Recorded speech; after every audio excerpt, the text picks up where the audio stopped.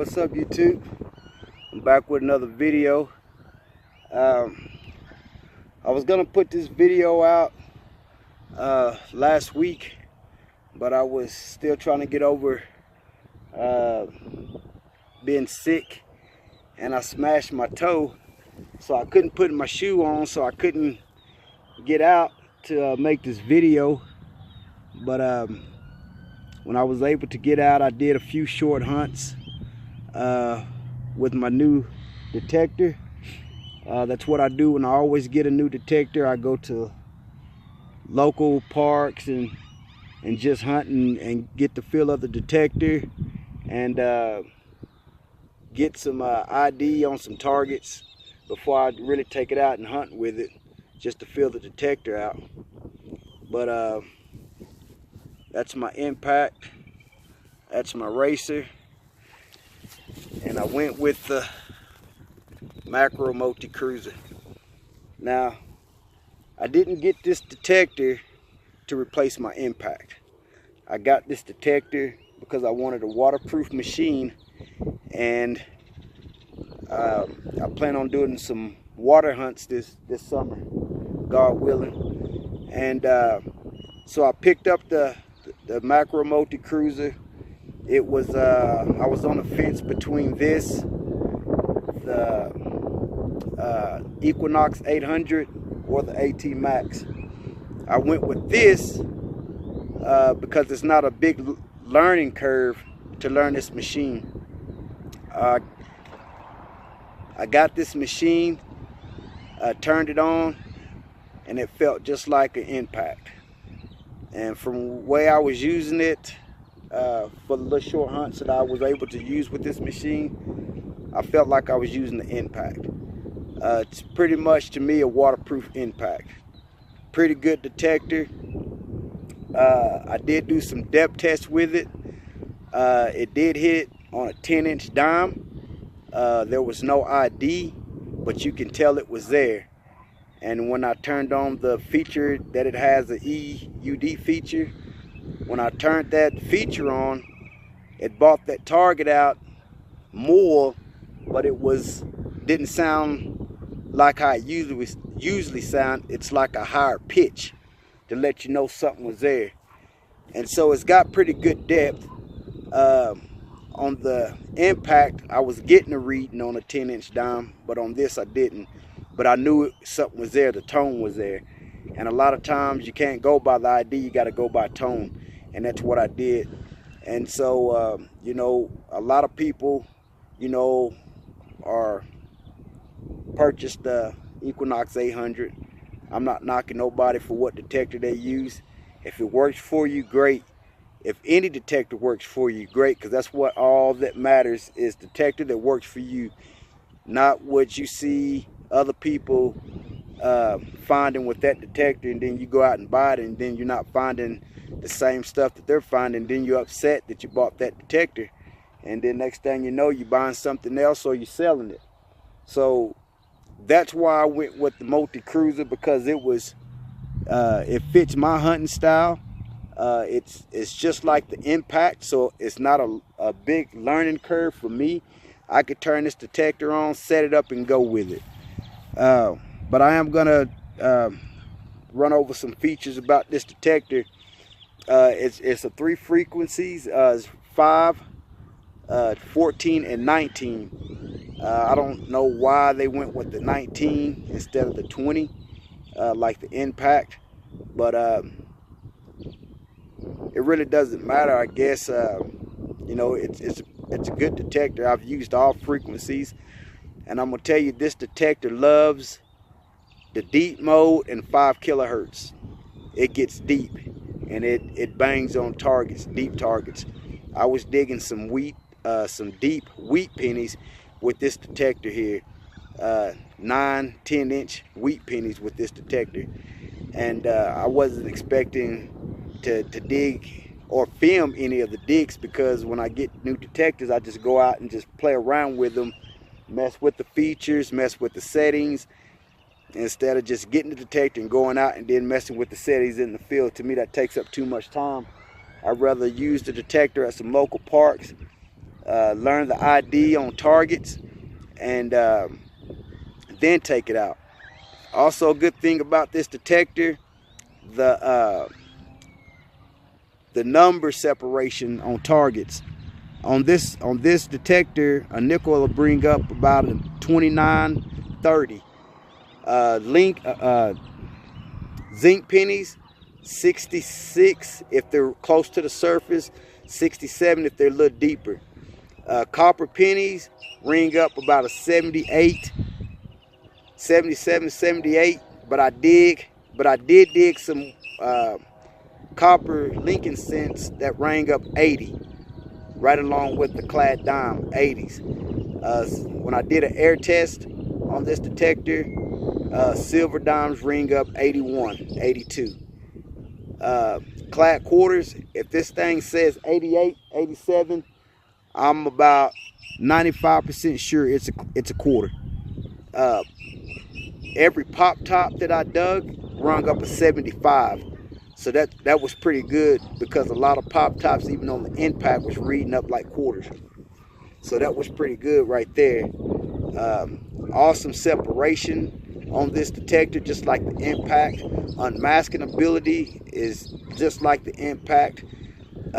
Depth. A lot of people, the first thing they ask is, how deep will it go? How deep will it go? Well, a lot of my targets that I found with my impact, they wasn't deep. Some of them were deep, but majority of the targets that I found, the silver targets that I found, was masked targets. So to me, I'd rather have a detector that can unmask and separate targets than deep targets. Deep targets is good because you just never know, but also you could be digging deep iron, you know. So I don't too much get caught up in how deep a detector goes. I mean, if it has good depth, you know, 10 inches, 9 inches, I'm good with that. I'm looking at how good can it separate and unmask the targets, because a lot of the targets that people pass over, it's the targets that are masked, and they don't know how to work that target to unmask that target. And if you got a detector that has good unmasking and separation abilities, you're gonna get that target every time. This detector, it has only 6 settings. The impact has 12. I'm sure you guys seen setting on the multi Kruzer, so I'm not going to go over that. You can get about 9 to 19 hour battery time, but you can get a battery pack for it. You will hook it up right there.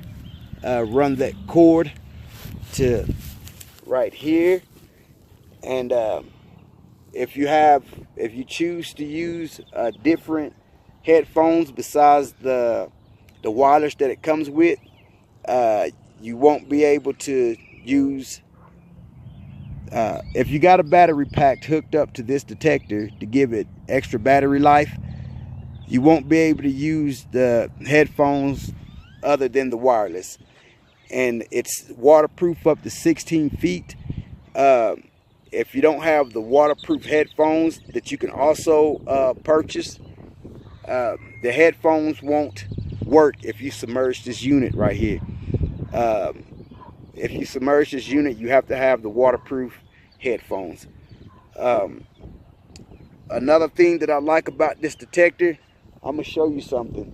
I've seen a lot of videos, well, not a lot of videos, because there's not a lot of videos on the multi Kruzer, but the videos that I did see, they pretty much covered everything. If you go to Relic 1864, he did a good review on the Makro Kruzer. He did a depth test, separation, a bore test. This detector passed that bore test easily with the stock coil. It passed that bore test. I'm gonna put the description of that video in this video here. It'll be at the. I'll post a link to that video, and you can see how good this Makro multi Kruzer can separate targets. and unmasking. Awesome. He did an awesome video review on this Makro multi cruiser. But I'm gonna show you what made a difference in the ability for this multi cruiser to have awesome separation and unmasking abilities. On the Makro Red Racer, this is, I think, what gave it the ability to do what it does. On this Red Racer and the Racer 2, they have this round nose right here on this coil here, right there. Now, if you look at the impact, that tip of that nut, the toe of that coil is gone. That's what gives this coil good separation and unmasking ability right here. And what Makro did is they took the design, the Nocta coil design, and they put it on the Makro multi cruiser. It has that same design as the impact.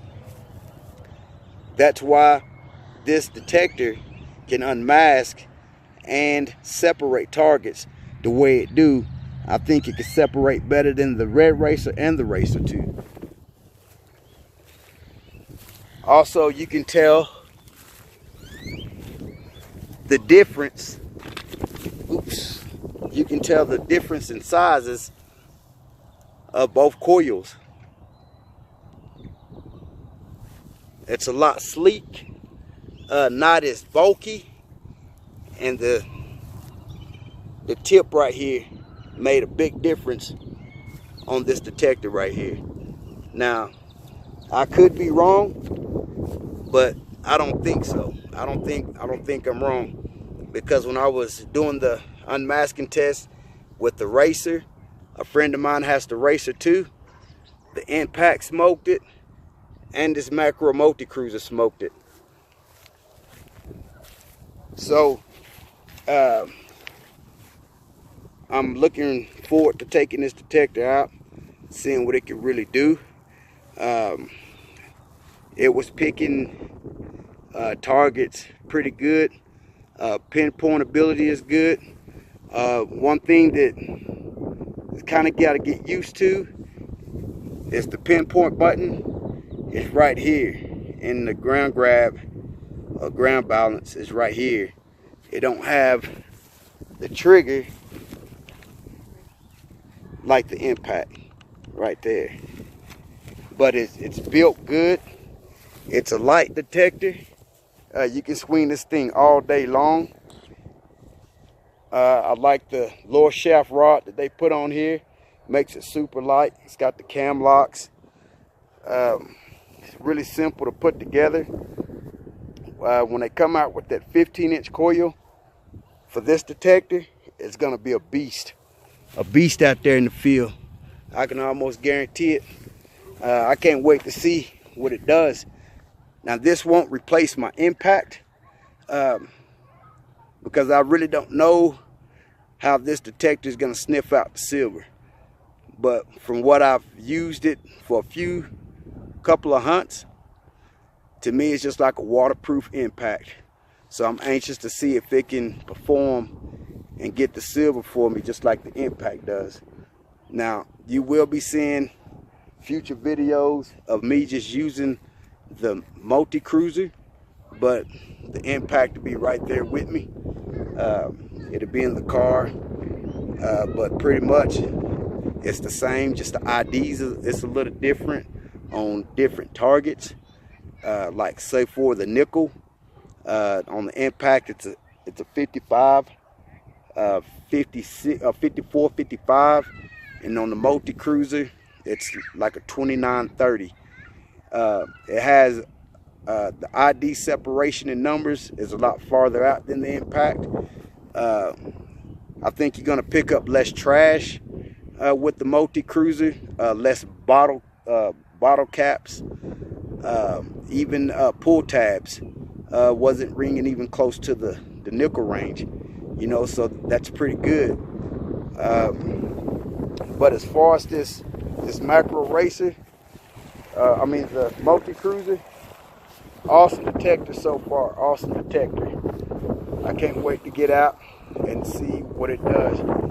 Tomorrow when I go out, I'll be doing live digs with it, letting you see the ID, how it sounds, how it rings up and everything like that, just like I did with the impact, and so y'all can get a better feel of it.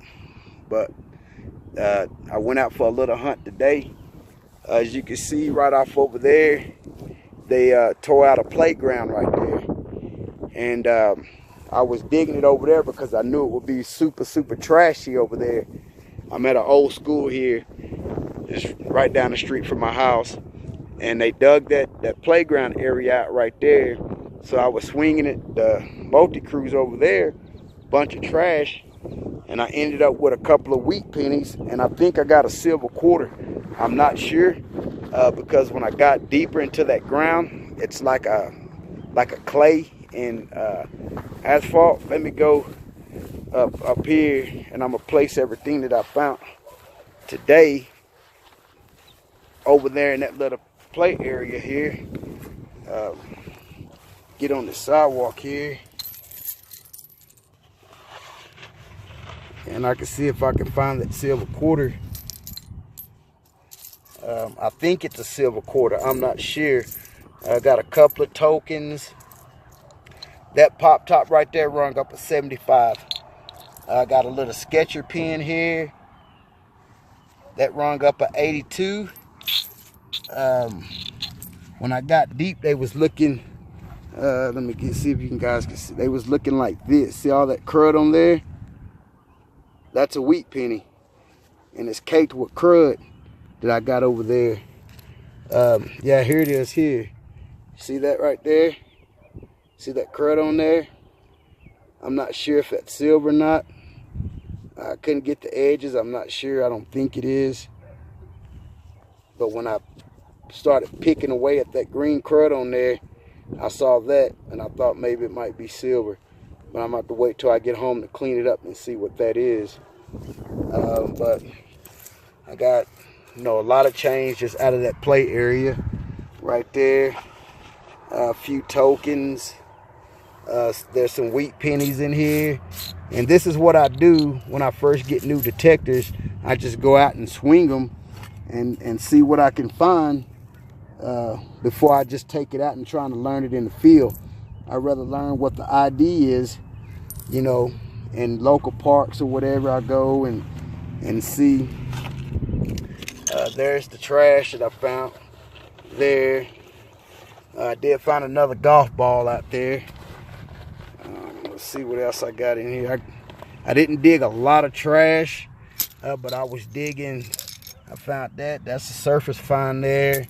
There's, I don't know, look at the crud on that one there. But that's a quarter right there.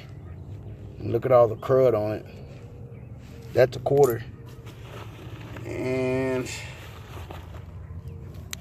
all these little pop tops, these right here was ringing up 75. And everything that was had a repeatable signal, I dug it. Regardless if it was in the 20s, 30s, whatever, I dug it because I wanted to see what that target was, so I would know, I have an idea of what it was out in the field. But I didn't dig one pop top or twisties, the pull tabs, anything like that, that rung up 88s, like that trick you with quarters. I didn't dig up one that sounded or tricked me like that. Everything like this, brass pieces was ringing up in the 80s. This little air nozzle deal here, it rung up 86. This one piece right here did ring up 86, or it rung up 88. Thought it was a quarter, and when I laid it on the ground to run the coil over it, it rang up 86. So that's what I found today, just today, in that little area there that they pulled all that playground stuff out right there. I found all this today. The rest of the stuff that I dug it's at home, but this is just what I dug today. So I thought I'd just do this little video about the Makro multi-cruiser. I will be taking it out tomorrow at a permission that I have. and see how it does on real targets out there in the field, hunting for real. We're gonna see what it does. Live digs. Stay tuned. This is part 1, part 2 tomorrow. All right, guys. Until next time, hello world. See you on the next hunt.